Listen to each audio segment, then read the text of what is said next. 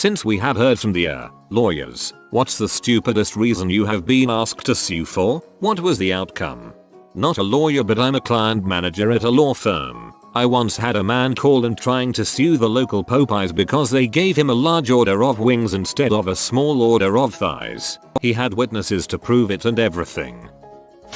Lady calls 911 and says the dump truck in front of her is spilling gravel all over the road and her truck. I ask her if any damage is done to her vehicle and she says she doesn't know. Officers find the dump truck, follow it about a mile and don't observe any gravel spilling out. They pull it over anyway to get driver company insurance information, assuming she wants to make a damage to property report. I ask the lady to stop with the officers or bring her vehicle to the police department so they can see the damage and do the report for her insurance company. She tells me she doesn't have time because her daughter is late for a singing lesson. 2 weeks later, after a hailstorm, she come to the PD to make a report for damage, but she is driving another vehicle. She claims her truck is already at the repair shop and the estimate is $3,000. Officer tells her he can't make a report for damage without seeing the vehicle, but he goes ahead and makes an information-only report to appease her. Now she is trying to sue the PD because the officer won't testify that the dump truck is the cause of the damage. One of my friends had to deal with a woman trying to sue her local council because she tripped over a pigeon. Guy sued the creators of Budweiser because he suffered emotional distress, mental injury, and financial loss because he didn't nail beautiful women like the adverts promised, thus causing him to consume more and more. The judge basically told him to take it like a man, like the rest of us borderline alcoholics do. A guy sued Axe body spray for the same thing. He had a much stronger case. My friend had a client who wanted to sue his parents for emotional abuse. That abuse consisted of giving the client a name he didn't like. It's not even as if the name was one of those ridiculous ones. It was perfectly ordinary, if a little uncommon in my country. Needless to say, my friend didn't agree to represent the guy. I could understand some people wanting to take legal action for this. Life ain't easy for a boy named Sue. My fire tech teacher has a great story he told me of. He worked with the fire department, and they're called to a car accident. The first car is smashed in, and they get the jaws of life. Open it up. One man survived, and his 9-month pregnant wife was decapitated. Another firefighter proceeded to do an emergency C-section and save the man's baby. Well, after finding out he was out of scope for doing so, the man sued the firefighter. He sued him for saving his only child.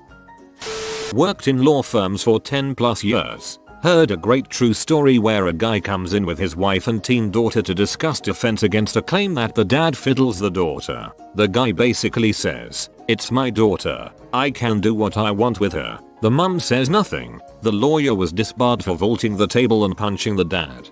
There should be a one free punch clause for lawyers and doctors. Heck, everybody should get one free punch. My sister was sued by this elderly woman. It was her senior year of high school toward the end of the year. She's leaving school and takes a right onto the road. Her and the elderly woman got into a car accident and the police officer found my sister at fault. Within a year later my parents learned that the old lady is suing them for doctor appointments and such. When it comes to the case, we find that the elderly woman had been taking prescription pills that affect motor skills. Worst case, the pills were in the daughter's name, not hers. Not only that, but the old lady had been speeding in a 35-mile-per-hour school zone. She actually admitted to it. Parents didn't have to pay a dime to the old broad.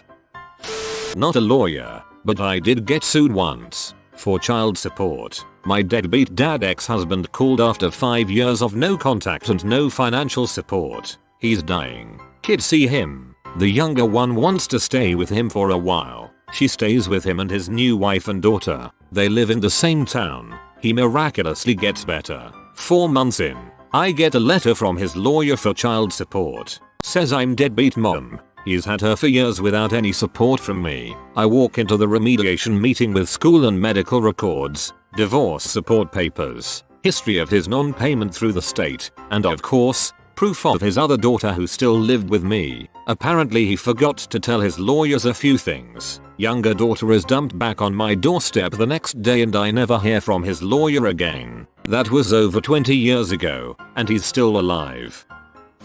When I played football, there was a mom who tried suing the school for discrimination because they never let him play. She said it was because he was black. Almost our entire starting lineup was black, and all but 2 coaches were black.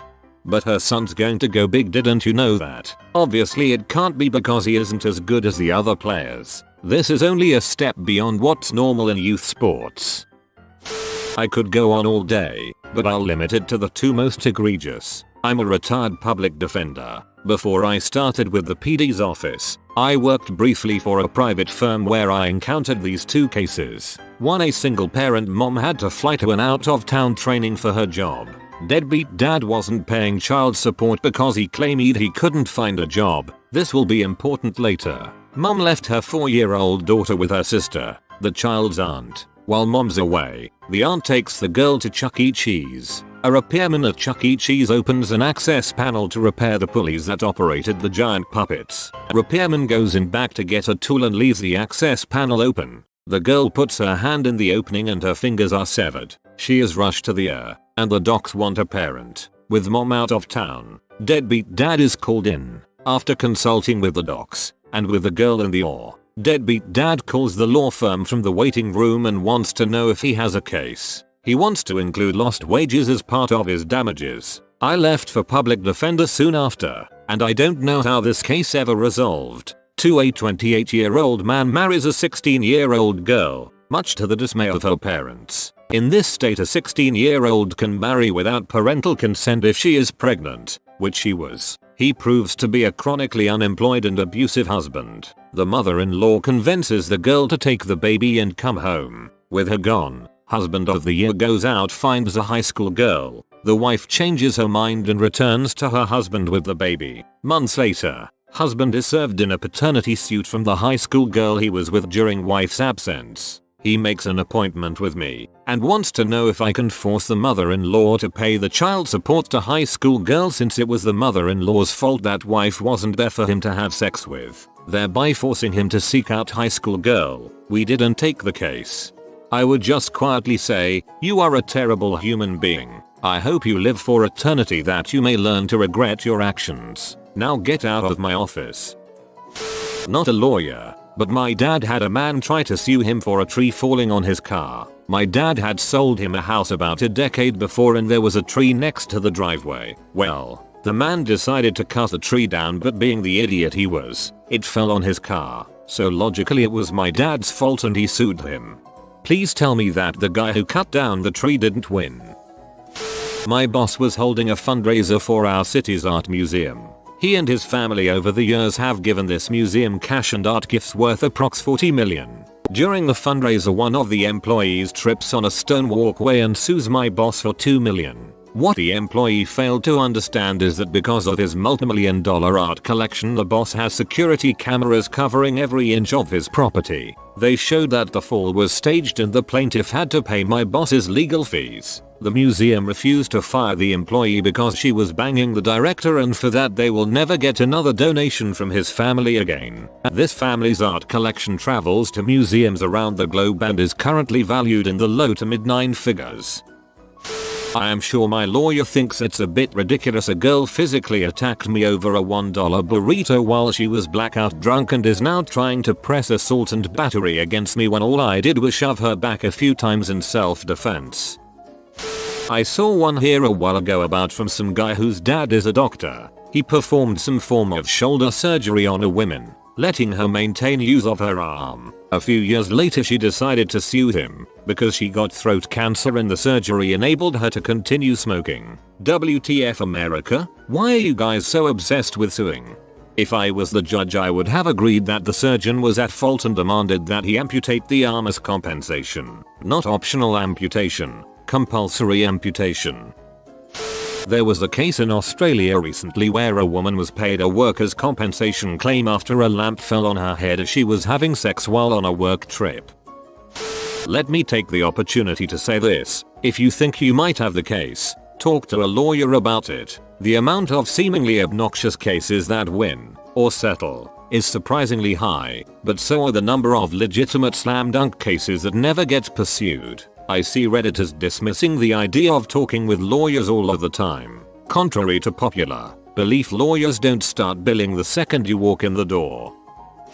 I turn down at least 2 meritless cases every day. I'm convinced that the media, friend of a friend stories, and people that can't differentiate between getting nastygrams and getting sued blow the number of frivolous lawsuits that actually go to court out of proportion. It takes one stupid case among 50 states and 300+ million people to make headlines every few months for Americans to think lawsuits are out of control. Moreover, journalists and laypeople know far less about the law than they think. It leads to many ostensibly frivolous cases being misportrayed in the media. See for example, Liebeck v. McDonald's. Almost all attorneys that pursue tort claims work on contingency and front all costs, way more than you think after depositions and expert witnesses. Med mal cases can run 6 figures. You lose a surprising amount of money by signing stupid cases. That said, the dumbest call I've gotten is tied between 1. A mental patient calling because he didn't sexually satisfy his girlfriend. I told him that it'd be his girlfriend's claim.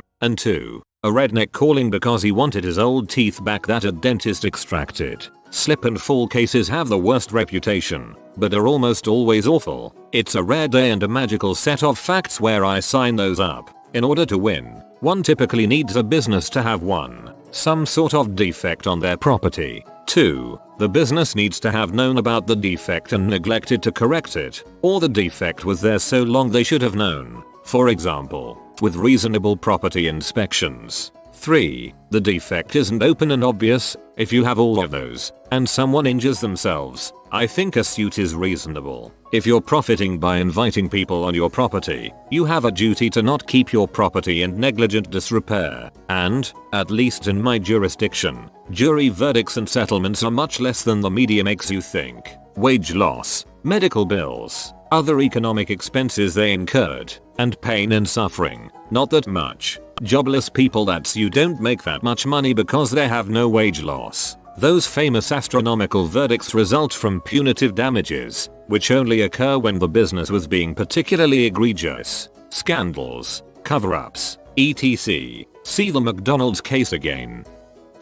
I'm on the defense side of the house, but I saw a township get sued because 3 of the township supervisors had lunch together and didn't invite the plaintiff. He claimed that it was in violation of sunshine in government laws. He had no evidence of any wrongdoing, and filed on his own behalf because no actual lawyer would take his case. I read his complaint. Part of it. It was 128 pages long and quoted, among other things, the Declaration of Independence and Patrick Henry, at length. The judge tossed it out and entered an order prohibiting him from suing the township again unless he had an actual lawyer or the court's permission.